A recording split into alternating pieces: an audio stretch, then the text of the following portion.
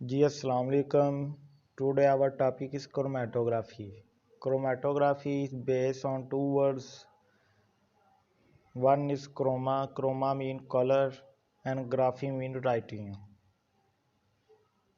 Produce chromatography is color writing based on colorful suppression of plant pigment through column of calcium carbonate.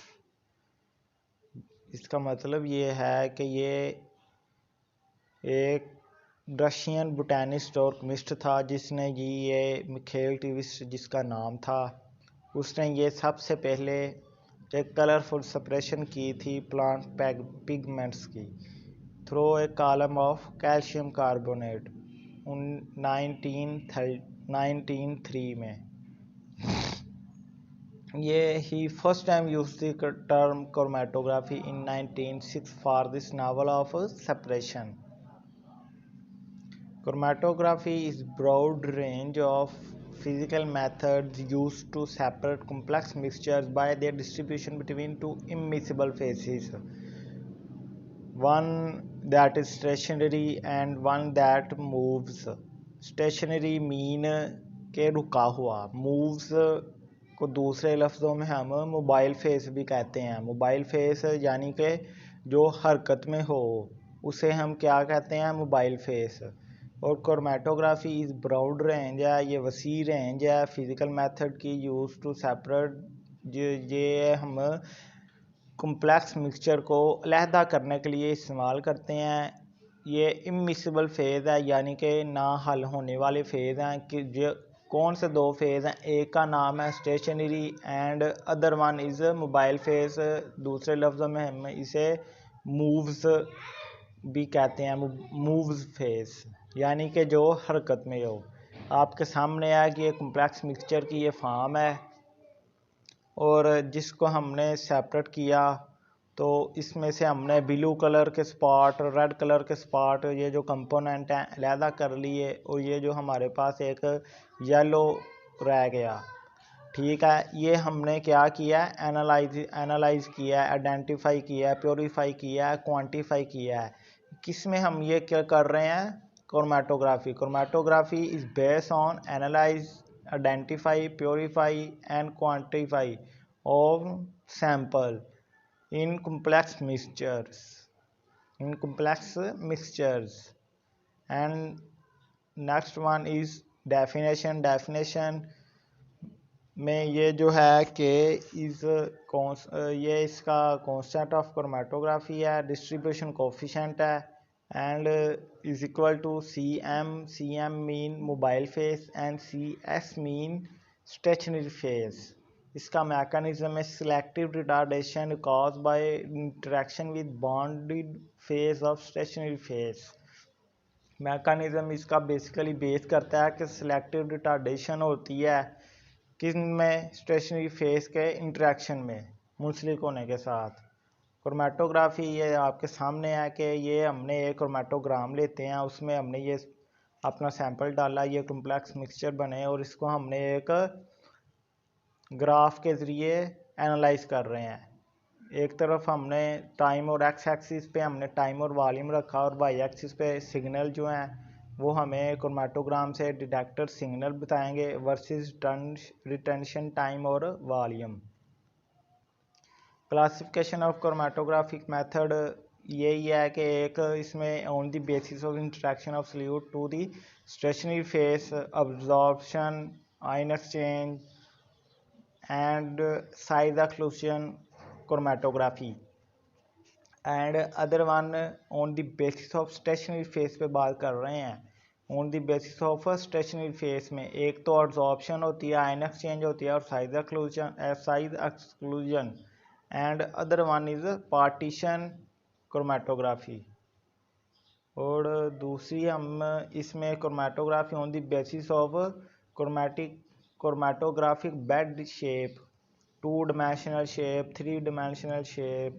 और 2 dimensional shape में हम ये आगे next thin layer chromatography आती है और पेपर क्रोमेटोग्राफी। और 3 dimensional में हम क्या करते हैं, क्या स्टडी करते हैं, column chromatography. And on the basis of physical state of mobile face में हम liquid chromatography, super critical fluid chromatography and third one is gas chromatography. ये इसके basic classification of chromatographic methods हैं। एक हमने ये इसके मीन के बेसिक चीज़ें हैं कि एक equipment shape base classification, mobile phase base classification, suppression base classification and application base classification, जो हम पीछे पढ़ के आए हैं जी। ये हम अब इसमें एक सबसे पहली इसकी टाइप है प्लेनर क्रोमेटोग्राफी। प्लेनर क्रोमेटोग्राफी ये आपके सामने है कि हमने सबसे पहले क्या करना होता है कि आपने एक पेपर लेना है। पेपर लेके आपने उसको एक बॉक्स में डालना है, नीचे हमने अपना सॉल्यूशन डालना है और पेपर के ऊपर हमने स्पॉट रखने हैं, ड्रा करने हैं with the help of sample. ठीक है, तो इसके बाद हमने इसको सॉल्यूशन में डालेंगे और ये अपना मीन के ये ऊपर को सफ़र करेंगे। Planar chromatography is a technique in which we make use of stationary phase in the form of sheet या flat surface of paper या any other material such as metal, glass, plastic plate coated with suitable absorbent with the help of a binder। binder mean ये जो है इसके ऊपर ये जो हमने ये इसे क्या कहते हैं, बाइंडर कहते हैं।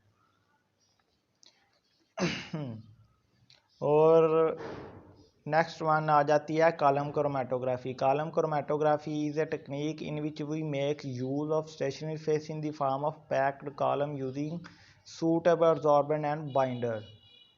मीन इसमें हम यही स्टडी करते हैं कि सबसे पहले हमने इसमें अपना सॉल्वेंट यानी कि सॉल्वेंट डाला, मीन के हमने वो सॉल्वेंट डाला जो सिलिका एल्यूमिना सैचुरेटेड, यानी कि जो इसको अंदर इसको कॉलम को सबसे पहले सैचुरेटेड कर दे, यानी कि इसका इंटरनल टेम्परेचर इक्वल हो जाए। फिर नेक्स्ट वन हम इसमें अपने मिक्सचर डालेंगे जिसमें हमने एक्स और वाई कंपोनेंट को सेपरेट करना है। और उसके बाद हमने सबसे ऊपर जो है सबसे लास्ट पे हमने सॉल्वेंट डाल देना होता है। और फिर फिर 10 to 15 मिनट के बाद हमने इसमें ये जो है ना इसकी नोजल ओपन करते हैं और ये इससे हम solvent flow out of column से हम निकाल लेते हैं। ठीक है, ये आपके सामने है कि ये देखें कि Y moves down column more quickly than X and so leaves the column first. ये हम इससे आहिस्ता आहिस्ता नीचे हम वो अपने फ्लास्क रख के इसको अलहदा सेपरेट कर लेते हैं। ये आपके सामने आके एक थिन लेयर पेपर क्रोमेटोग्राफी में हमने सबसे पहले एक पेपर लिया।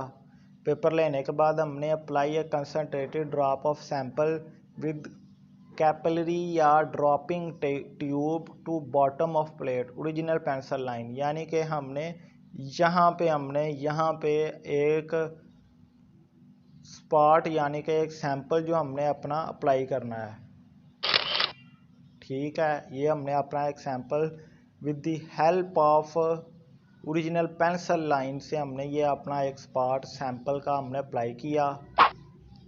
उसके बाद हमने स्टैंड प्लेट इन सील वेसल में हमने इसको स्टैंड किया, ये स्टैंड हो गया।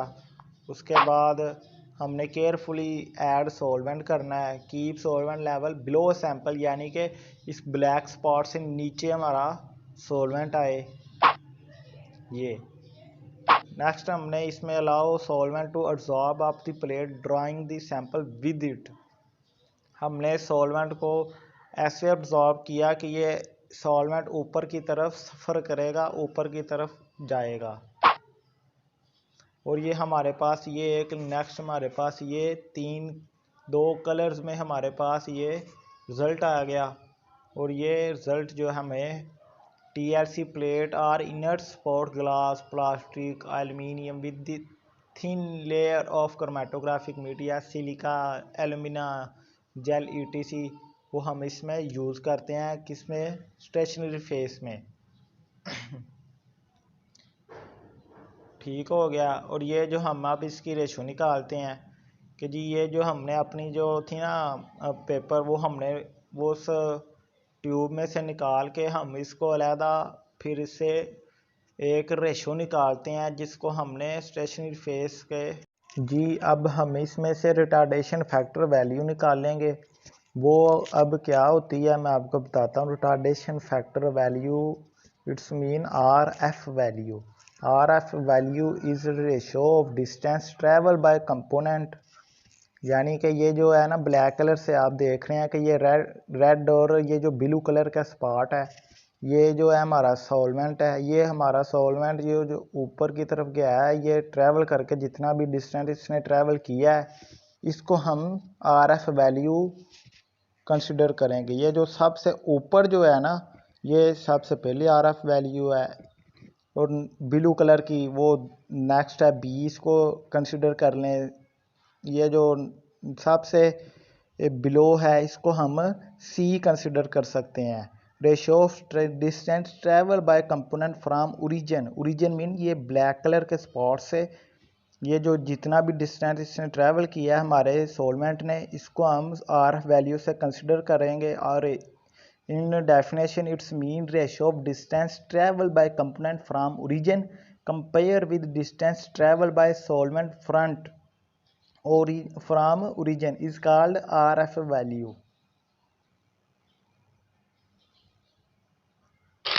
सोलवेंट फ्रंट ये जो है ना हमारा ये जो एक्स है ये हमारा समझ लें कि ये हमारा सोलवेंट फ्रंट है कि ये हमारा सोलवेंट यहाँ तक जी इसने डिस्टेंस ट्रेवल किया है।